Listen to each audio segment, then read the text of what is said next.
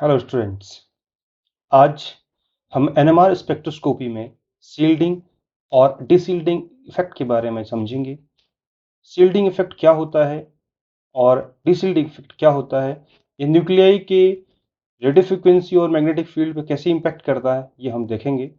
सबसे पहले हम बात समझने की कोशिश करते हैं कि डाईमैग्नेटिक शील्डिंग क्या होती है। हम जानते हैं जो प्रोटॉन होता है डिफरेंट डिफरेंट कंपाउंड्स के लिए डिफरेंटली वो बिहेवियर करता है और उसका एनएमआर एक्सपेरिमेंट अलग अलग होता है। ये इसलिए होता है क्योंकि जो प्रोटॉन है वह कोवलेंट कंपाउंड के साथ जुड़ा होता है। प्रोटॉन का मतलब हम यहाँ से बात रखते हैं कि जो प्रोटॉन H1 एनएमआर अगर हम जब पढ़ रहे हैं वहां पर हम वर्ड यूज कर रहे हैं प्रोटॉन।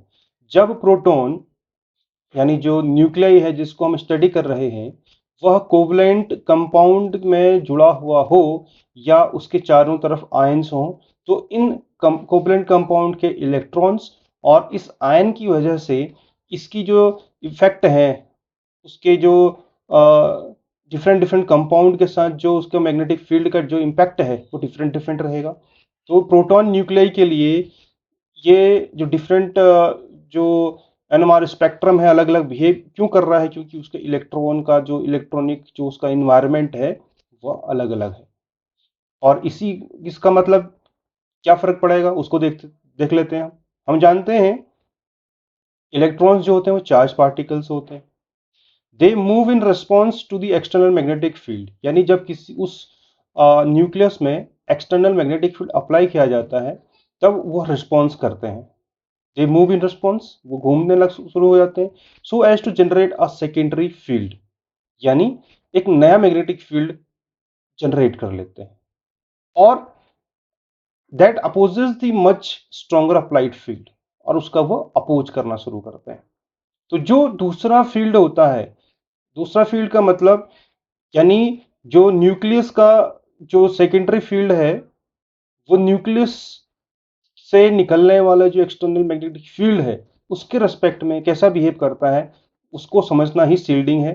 यानी अगर मान लेते हैं जो सेकेंडरी फील्ड जनरेट हुआ न्यूक्लियस से फ्रॉम द अप्लाइड फील्ड, वो उसको सील्ड करता है। यानी सील्ड का मतलब होता है रोकता है।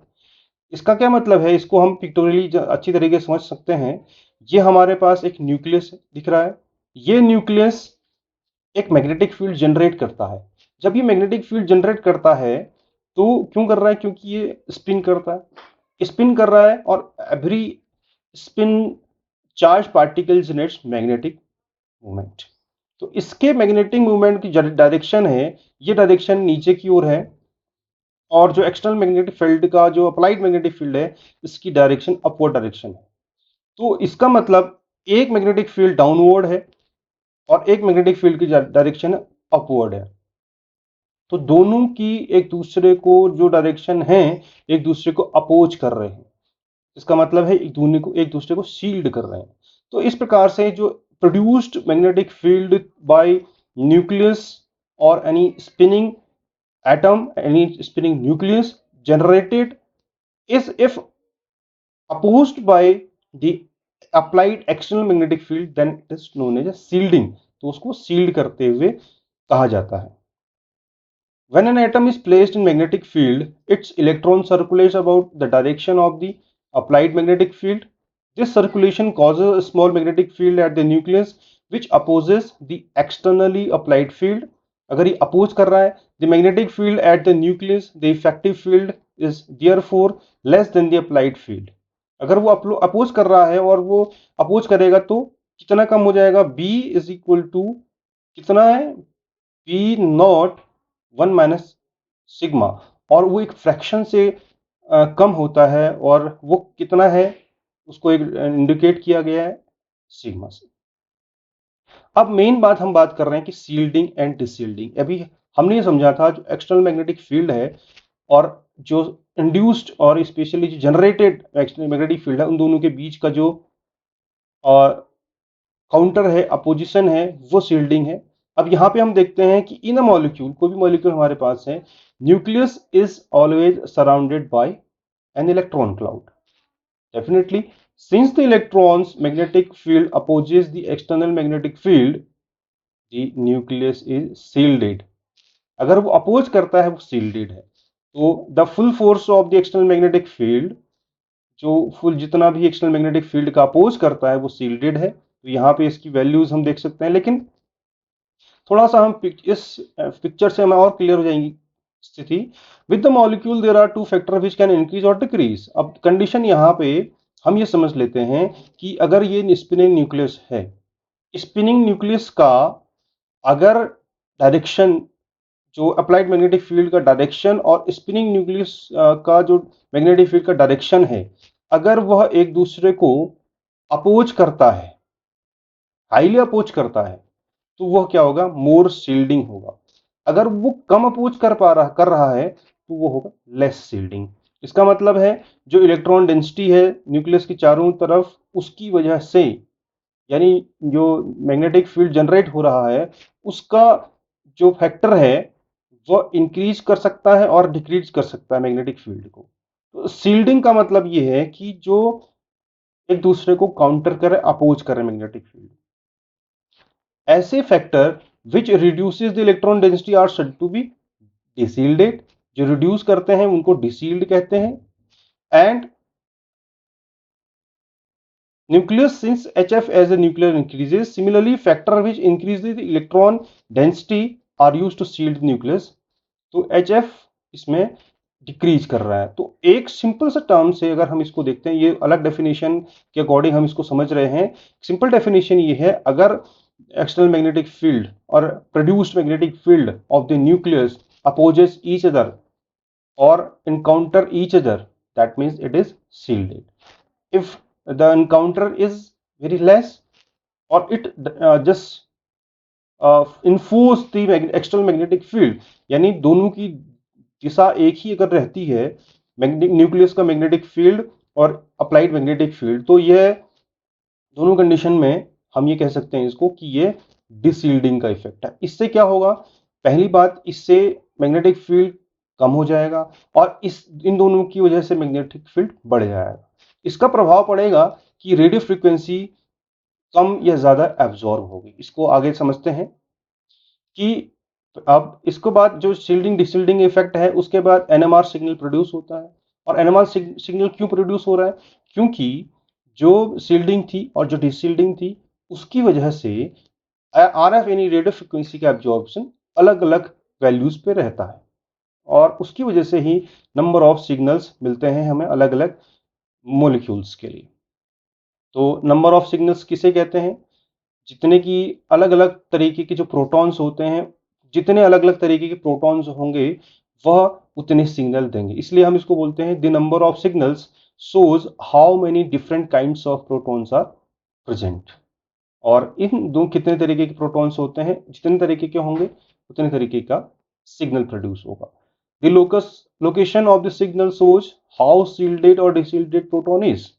यानी शील्डिंग और डिशील्डिंग के ऊपर डिपेंड करता है एग्जैक्टली कि वह सिग्नल किस लोकेशन पे दिखाएगा, यानी उस स्पेक्ट्रा में उसकी पोजीशन क्या होगी, उस सिग्नल की लोकेशन क्या होगी। शील्डिंग और डिशील्डिंग इफेक्ट से ही हमें समझ में आता है। The intensity of the signal shows the number of protons of that type. अगर कोई सिग्नल पीक जो है, सिग्नल जो है, अगर उसकी इंटेंसिटी हाई है, इसका मतलब हम कहेंगे कि वहां पर number of same type of proton बहुत ज्यादा है, इसी वजह से उसकी इंटेंसिटी ज्यादा होगी। अगर सिग्नल स्प्लिट करता है, अगर हमारे पास सिग्नल की स्प्लिटिंग है, तो अगर जो स्प्लिटिंग है वो डिपेंड करती है, स्प्लिटिंग कितने नंबर ऑफ प्रोटॉन्स हैं, कहां पर, एडजेसेंट एटम पर। जो उस कार्बन में अगर हाइड्रोजन है, मान लेते हैं ये कार्बन है, इसमें हाइड्रोजन जुड़ा हुआ है, मुझे इस हाइड्रोजन और प्रोटॉन की आइडेंटिफाई करनी, कितनी नंबर ऑफ सिग्नल्स होंगे, तो इसके बगल वाले जो कार्बन में जितने हाइड्रोजन जुड़े होंगे, 1 2 3, उसकी नंबर्स के ऊपर डिपेंड करती है स्प्लिटिंग। पहली बात, अगर एनएमआर सिग्नल की बात करते हैं हम जानते हैं कि जितने नंबर टाइप्स के प्रोटॉन्स होंगे उतने टाइप्स के सिग्नल होंगे, पहली कंडीशन। दूसरी बात है, डिशील्डिंग और शील्डिंग की वजह से उस प्रोटॉन की जो सिग्नल्स हैं उनकी लोकेशन आइडेंटिफाई की जा सकती है। और टाइप्स उसके साथ साथ अगर नंबर ऑफ प्रोटॉन्स ज़्यादा है तो उस नंबर ऑफ प्रोटॉन्स की वजह से उसकी इंटेंसिटी आइडेंटिफाई कर सकते हैं हम। और नंबर ऑफ जो सिग्नल है उसकी स्प्लिटिंग उसके नेबरहुड एडजेसेंट कार्बन एटम के ऊपर या उसके नंबर ऑफ प्रोटॉन्स के ऊपर डिपेंड करती, जो कार्बन में जितने भी जुड़े होंगे उनके ऊपर डिपेंड करेगी। ये नंबर ऑफ सिग्नल्स की बात है। और नंबर ऑफ सिग्नल्स कितने होंगे ये पता चल पाएगा हमें कि उसके डिफरेंट मैग्नेटिक इन्वायरमेंट क्या क्या हैं। कहने का मतलब है कि अगर प्रोटॉन्स हमारे पास बहुत सारे हैं लेकिन उनका मैग्नेटिक इन्वायरमेंट डिफरेंट डिफरेंट नहीं है तो वो सिग्नल एक ही रहेंगे। तो मेन कंडीशन इसके लिए है कि if the compound experiences different magnetic environment that means that shows the number of signals which give a separate signal in NMR spectrum। Proton अगर कंपाउंड में अलग अलग मैग्नेटिक इन्वायरमेंट की हैं तो वह अलग अलग एनएमआर सिग्नल्स देंगे। और यदि इक्विवेलेंट प्रोटॉन्स है, इक्विवेलेंट प्रोटॉन्स एक ही तरीके का सिग्नल देगा। जैसे हम देखते हैं कि प्रोटॉन, उसका मतलब क्या है कि सेम मैग्नेटिक इन्वायरमेंट में है वो प्रोटॉन। अगर हमने कहा वो डिफरेंट डिफरेंट मैग्नेटिक इन्वायरमेंट में है तो वो नॉन इक्विवेलेंट प्रोटॉन कहे जाएंगे, या हम ये कहेंगे उनकी नंबर ऑफ सिग्नल्स अलग अलग आएंगे। अगर इक्विवेलेंट प्रोटॉन है, इक्विवेलेंट प्रोटॉन का मतलब है कि सेम मैग्नेटिक इन्वायरमेंट है, तो उसका मतलब है कि वह अलग अलग जगह पे सिंपल एक सिग्नल देगा और उनकी केमिकल शिफ्टिंग एक होगी। अब यहाँ पे थोड़ा समझने की कोशिश करते हैं। ये हमारे पास एसीटोन है, एसीटोन में एक CH3 यहाँ पे जुड़ा हुआ है, दूसरा CH3 यहाँ जुड़ा हुआ है। इन दोनों CH3 का जो मैग्नेटिक इन्वायरमेंट है और केमिकल इन्वायरमेंट है वो सेम है, इसकी वजह से इसका एक सिग्नल मिला।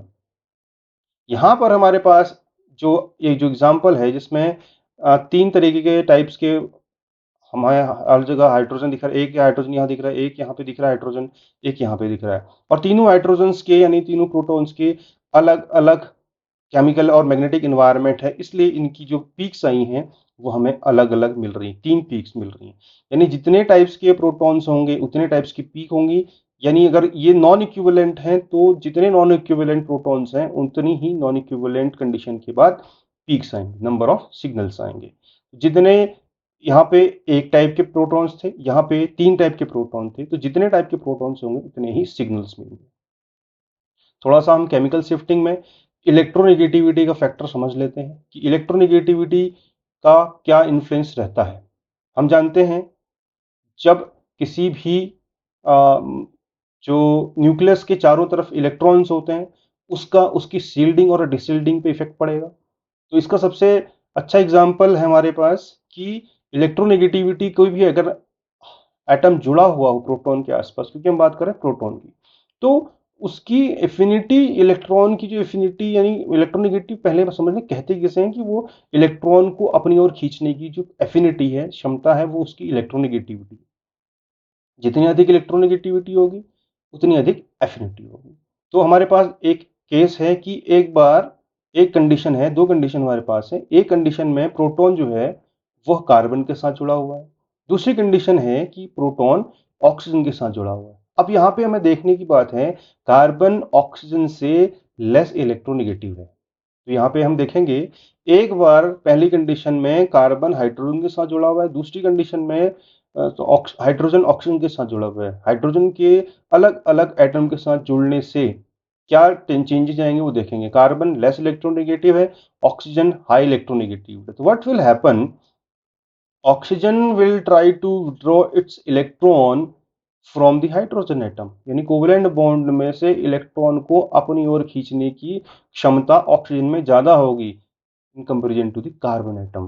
तो जिसकी वजह से यहाँ के इलेक्ट्रॉन, जो डेंस्ड इलेक्ट्रॉन है वह ऑक्सीजन की तरफ चले जाएंगे। क्या होगा, तो इसमें क्या होगा, electron density around the hydrogen atom will reduce, इसके आसपास के जो इलेक्ट्रॉन डेंसिटी है वो कम हो जाएगी to the same bonded to the carbon atom. तो इलेक्ट्रोनेगेटिविटी की वजह से क्या हुआ, हाइड्रोजन के जो हाईली इलेक्ट्रोनेगेटिव एटम है उसके बगल वाले हाइड्रोजन का इलेक्ट्रॉन डेंसिटी कम होगी।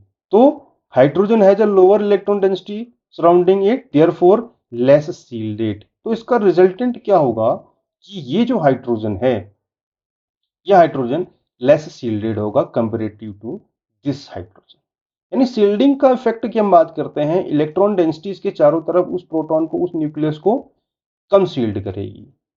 और इलेक्ट्रोपॉजिटिव एटम, इसी के अपोजिट में इलेक्ट्रोपॉजिटिव जो एटम्स हैं या इलेक्ट्रॉन डोनेटिंग जितने भी फंक्शनल ग्रुप्स हैं, वह शील्डेड कहलाए जाएंगे। यानी ये वाले टर्म्स में इसको हम शील्डेड कहेंगे और इसको हम डिशील्डेड कहेंगे जब इन दोनों को कंपेयर कर रहे हैं। और यहाँ पे इसी का एग्जांपल हमारे पास है मिथेनॉल का। मिथेनॉल में 3 हाइड्रोजन सेम केमिकल और मैग्नेटिक एनवायरनमेंट के हैं, ये होंगे मोर शील्डेड। क्यों? क्योंकि इनका डायरेक्ट अटैचमेंट है कार्बन के साथ। और इसी केस में ये ऑक्सीजन है, ऑक्सीजन के पास हाई इलेक्ट्रोनेगेटिविटी है, तो ये क्या करेगा, इलेक्ट्रॉन को अपनी तरफ खींचेगा, तो ये जो प्रोटॉन है ये होंगे लेस शील्डेड। और इसका रिजल्ट क्या होगा, एक तो शील्डेड हो गया और दूसरा हो गया लेस शील्डेड। तो शील्डिंग कम होनी, ज्यादा होने की वजह से हायर फील्ड की तरफ इसके पीक्स मिलेंगे, सिग्नल्स मिलेंगे, और इसके लेस शील्डेड होने की वजह से लोअर फील्ड की तरफ इसके पीक्स मिलेंगे। ये एग्जाम्पल हमारे पास बहुत जरूरी है इलेक्ट्रोनेगेटिविटी के इफेक्ट को समझने के लिए, जिसमें केमिकल शिफ्ट में इलेक्ट्रोनेगेटिविटी का इम्पैक्ट क्लियर हो जाता है। अब हम बात करते हैं जो सिग्नल्स हैं उनकी पोजीशंस कहाँ कहाँ पे होंगे। ये तो समझ में आ गया कितने टाइप, कितने सिग्नल्स होंगे, डिपेंड करता है इक्विवेलेंट और नॉन इक्विवेलेंट प्रोटॉन्स के ऊपर। तो इक्विवेलेंट प्रोटॉन्स सेम सिग्नल देंगे, non equivalent proton different different signals देंगे। अब उनकी पोजीशन कहाँ पे होगी, इसका मतलब है केमिकल शिफ्टिंग क्या होगी। तो केमिकल शिफ्टिंग कैसे कहते कैसे समझ लेते हैं कि जो हॉरिजॉन्टल फ्रीक्वेंसी स्केल पर इक्विवेलेंट प्रोटॉन और नॉन इक्विवेलेंट प्रोटॉन की जो सिग्नल्स आते हैं वह होते हैं केमिकल शिफ्ट। ये हम पहले ही पढ़ चुके हैं थोड़ी सी बात, लेकिन थोड़ा और इसको हम आइडेंटिफाई करके समझ लेते हैं एक बार कि जो फ्रीक्वेंसी स्केल है हमारे पास, उस फ्रीक्वेंसी स्केल में इक्विवेलेंट प्रोटॉन्स की पोजीशन क्या है, वह पोजीशन ही केमिकल शिफ्टिंग कहलाती है। केमिकल शिफ्टिंग डिपेंड करता है कि उसके मैग्नेटिक फील्ड्स क्या क्या हैं और नेबरिंग प्रोटॉन्स क्या हैं। ये हम पहले बात कर चुके हैं कि नेबरिंग प्रोटॉन्स और मैग्नेटिक फील्ड जो डिफरेंट डिफरेंट होगा, तो उसके केस में हम उसको कहेंगे कि नॉन इक्विवेलेंट आएगा। तो इसको हम स्पेक्ट्रोफोटोमीटर में इस प्रकार की टेंडेंसी को, नॉर्मली जो मैग्नेटिक फील्ड हम अप्लाई करते हैं वो 60 मेगाहर्ट्ज का मैग्नेटिक फील्ड अप्लाई करते हैं। तो केमिकल शिफ्ट जो चेंज हो रही है वो हंड्रेड्स ऑफ हर्ट्ज में हमें मिलती है, about a million times smaller than that of the resonance frequency. तो स्पेक्ट्रोफोटोमीटर में हम इस प्रकार से मैग्नेटिक फील्ड को चूज करते हैं। केमिकल शिफ्ट जो होते हैं वो एक तरीके का fraction of nominal resonance frequency है। तो क्योंकि उसका साइज छोटा है, पार्ट्स पर मिलियन में हम इसको इंडिकेट करते हैं, साइज छोटे होने की वजह से मिलियन पीपीएम, इसलिए हम इसको बोलते हैं पार्ट्स पर मिलियन। ऑन 60 मेगाहर्ट्ज स्पेक्ट्रोमीटर, तो 60 हर्ट्ज केमिकल शिफ्ट को हम बात करेंगे। अगर 60 मेगाहर्ट्ज का हमारे पास स्पेक्ट्रोफोटोमीटर है, उस केस में जो 60 हर्ट्ज केमिकल शिफ्टिंग है उसको हम 1 पीपीएम की शिफ्ट कहेंगे, क्योंकि 60 डिवाइडेड बाय 60 मेगाहर्ट्ज, तो 60 मेगाहर्ट्ज का मतलब 1 मेगाहर्ट्ज में 10 टू द पावर 6 हर्ट्ज होंगे। तो 10 टू द पावर 6 हर्ट्ज की वजह से ही हम 1 पीपीएम शिफ्टिंग इसकी बोलेंगे। ये हमारे पास एक एग्जांपल है। तो मिथेनॉल का एग्जांपल हमारे पास था जो हम इससे पहले डिस्कस कर रहे थे कि इलेक्ट्रोनेगेटिविटी का क्या इफेक्ट है। ऑक्सीजन के साथ जुड़ा हुआ प्रोटॉन है लेस शील्डेड, तो लेस शील्डेड होने की वजह से डाउन फील्ड की तरफ आएगा। तो फ्रीक्वेंसी स्केल में ये जो रेंज है ये डाउन फील्ड कहा जाता है, ये अप फील्ड कहा जाएगा।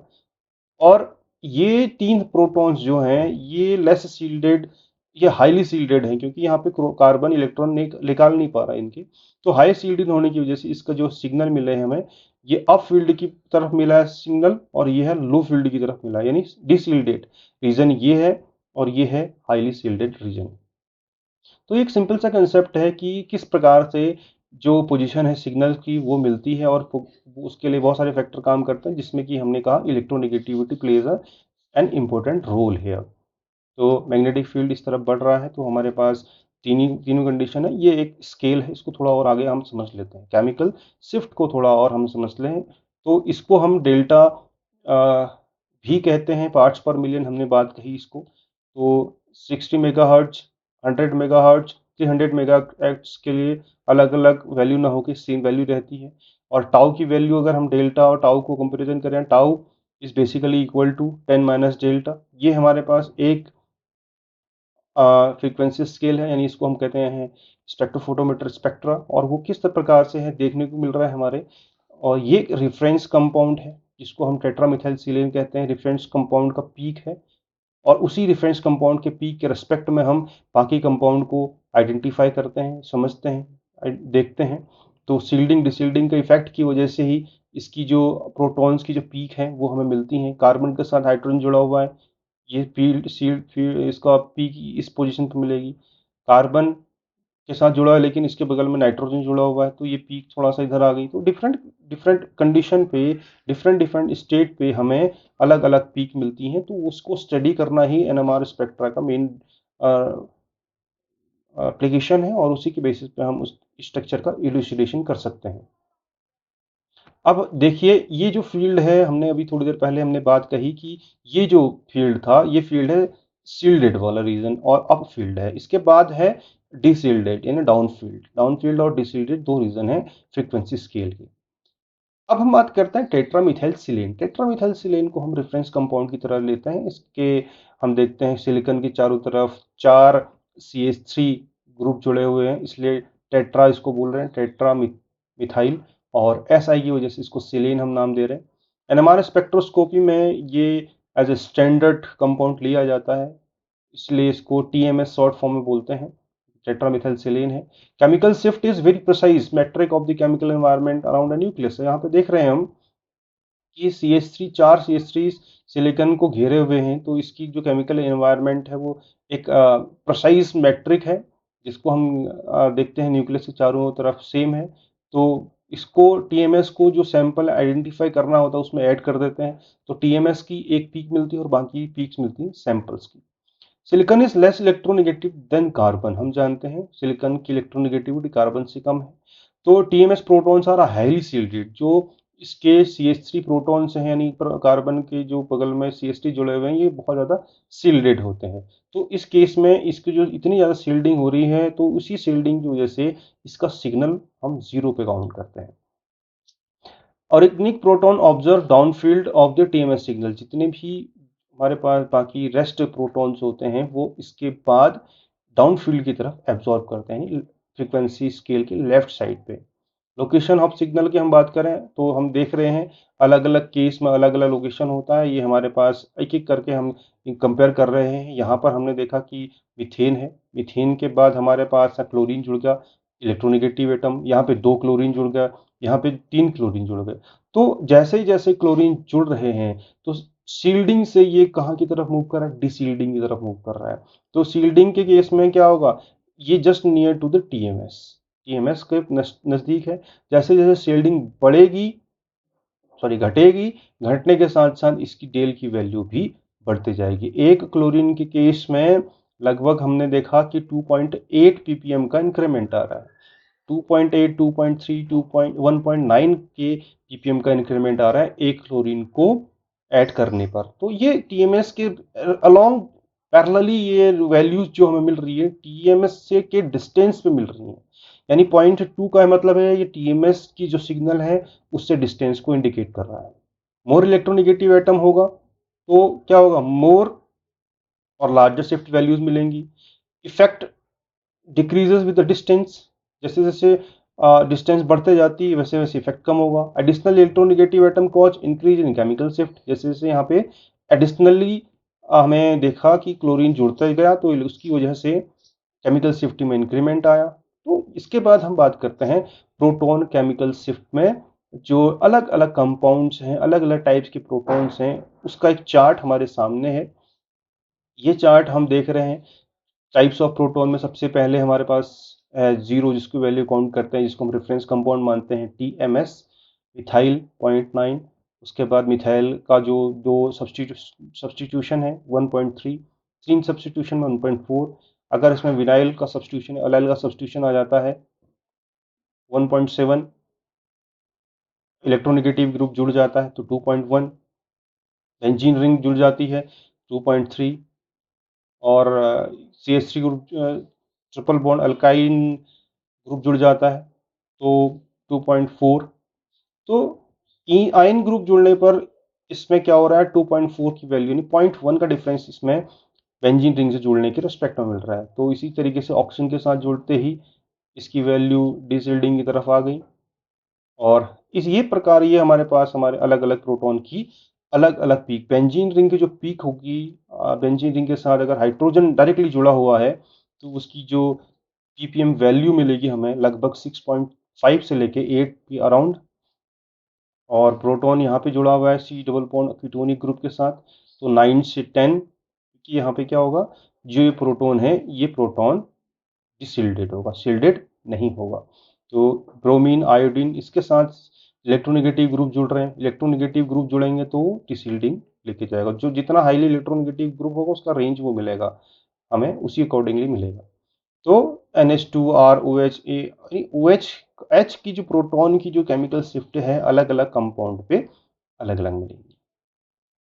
अब हम बात करते हैं इंटेंसिटी क्या होगी इन सिग्नल्स की। बेसिकली इंटेंसिटी डिपेंड करता है कि कितने नंबर ऑफ प्रोटॉन जुड़े हुए हैं उस सिस्टम में और या उस न्यूक्लियस के चारों तरफ, जिस न्यूक्लियस को हम आइडेंटिफाई कर रहे हैं। यहाँ पर देखेंगे हम, हमारे पास दो एग्जाम्पल हैं NMR सिग्नल्स में, यानी दो पीक्स हमें मिलेंगी। इसका एग्जाम्पल ले ले हम ये वाले पिक्चर में, तो ये दिख रहे हैं 3 CH3 यानी 3 3 6 9।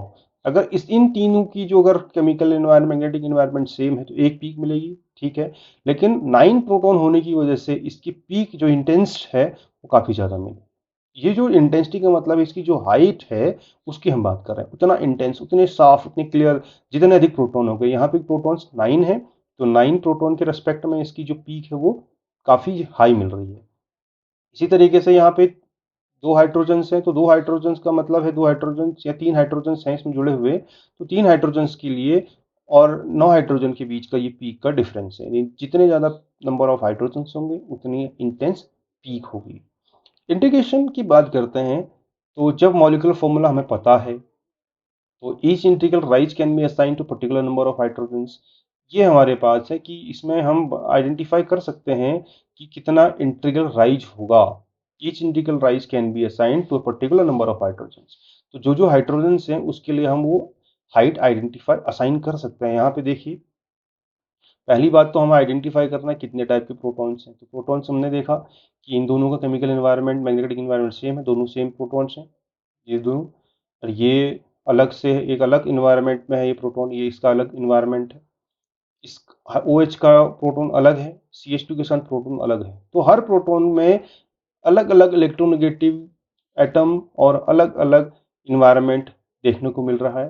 तो इसी इन्वायरमेंट के बेसिस पे यहाँ पर हम देखेंगे जो A टाइप का प्रोटॉन था इतना इंटेंस था क्योंकि 6 प्रोटॉन्स, पहली बात है। दूसरी बात, जैसे जैसे हम नंबर ऑफ प्रोटॉन्स कम देखते आ रहे हैं वैसे वैसे इसकी जो इंटेंसिटी है, इंटीग्रेशन है, वो कम मिल रहा है। इंटीग्रेट कर रहा है मतलब डिफरेंशिएट कर दे रहा है, इजीली इंटीग्रेट कर दे रहा है, मतलब चीजों को हम इजीली आइडेंटिफाई कर सकते हैं कि कितना स्पेस हमें मिल रहा है। तो यहाँ पे हम देख रहे हैं टोटल इस प्रकार से स्पेस 0.5 का स्पेस, 1 का स्पेस, टोटल 6 स्पेसेस हैं। तो ये इंटीग्रेशन का पार्ट है, यानी इस तरीके से हम आइडेंटिफाई कर सकते हैं कि टाइप जो है पर्टिकुलर नंबर प्रोटॉन के वो क्या है। तो इसके बाद हम इस चैप्टर को यहीं पे ख़त्म करते हैं। इस चैप्टर के बाद बेसिकली इस टॉपिक के बाद जो हमने सील्डिंग और डिसील्डिंग का एक टॉपिक समझा था, उसके बाद हम बात करेंगे कि किस प्रकार से NMR स्पेक्ट्रोस्कोपी में हम किस आइडेंटिफाई करें, कैसे कैसे नंबर ऑफ स्प्लिटिंग हो। तो और भी बहुत सारी चीज़ें इसमें हैं, इसको हम नेक्स्ट लेक्चर में करेंगे। तो यदि आपको ये लेक्चर पसंद आए तो ज़रूर शेयर करें अपने सहपाठियों के साथ, और अगर आपको डाउट्स हैं तो प्लीज़ कमेंट करें, आपके डाउट्स हम क्लियर करेंगे। Thank you.